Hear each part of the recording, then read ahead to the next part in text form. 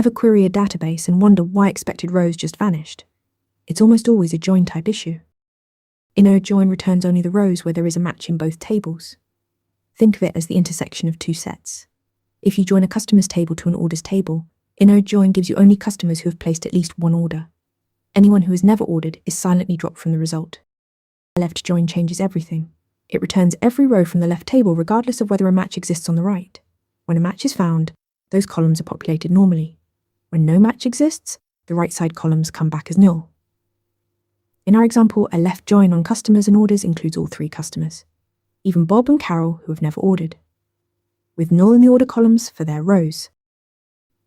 Use inner join when you need only records that exist in both tables, like confirmed orders linked to valid customers. Use left join when you need to preserve all records from the primary table. For instance, to find customers who have never placed an order, just filter where the order columns are null. In short, inner join keeps only the matches, left join keeps everything from the left side plus nulls for any gaps. Which one trips you up most? Drop your answer in the comments. Ready to practice for your next interview? Interview Mentor lets you answer real questions just like this one. After each answer, you get a detailed grade and personalized tips to improve. Watch your scores climb as you keep practicing.